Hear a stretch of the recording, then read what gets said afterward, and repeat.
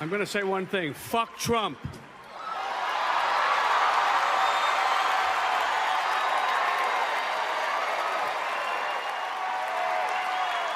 He killed our people, and he didn't exchange prisoners. We signed the exchange of prisoners, but he didn't do it.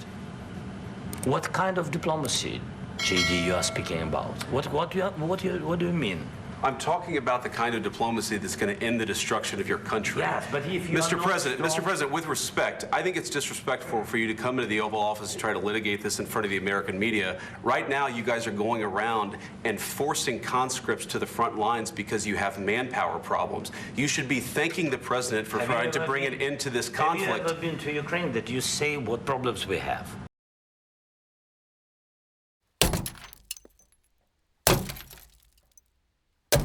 I have been to. Come once. I've actually watched and seen the stories, and I know what happens is you bring people, you bring them on a propaganda tour, Mr. President. Do you disagree that you've had problems?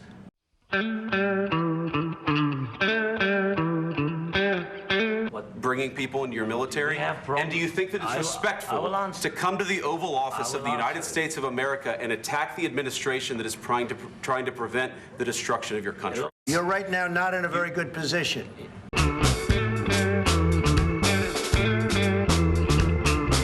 You've allowed yourself to be in a very bad position, and he happens to be right about it. From the very beginning of the war. You're not in a good position.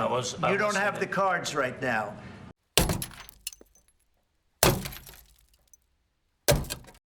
With us, you start having cards. Right now, you don't. You're playing cards. You're playing cards. You're gambling with the lives of millions of people. You're gambling with World War III.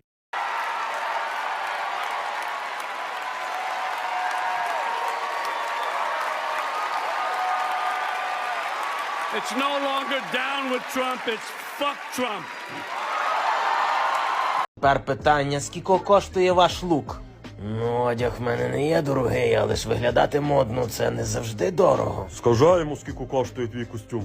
43 тисячі доларів, Бріоні, то я брав на сейлі.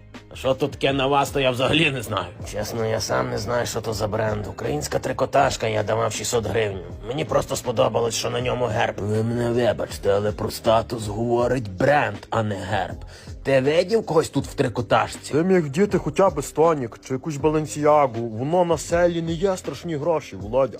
Я в січні на розпродажі взяв собі шльопки Луї Вітон за 418 євро. Я не розумію, для чого викидати такі гроші на бренди. Інколи і на секунді можна... Не диси мене, який секунд?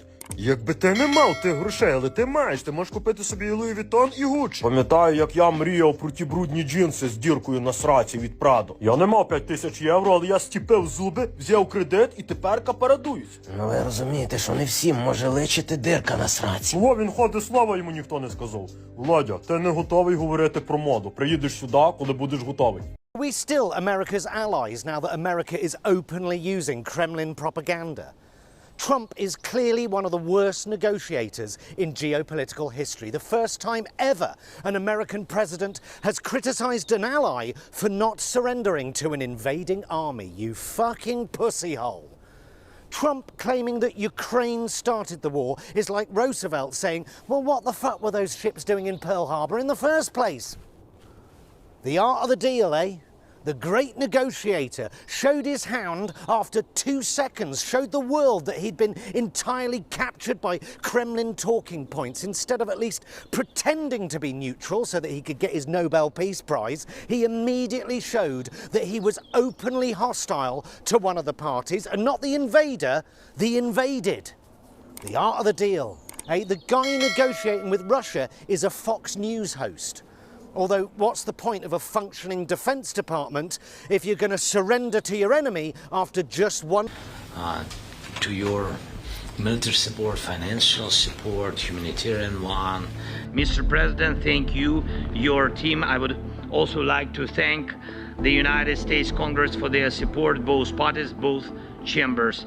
Thank you, and thanks to every American heart that does not betray freedom and supports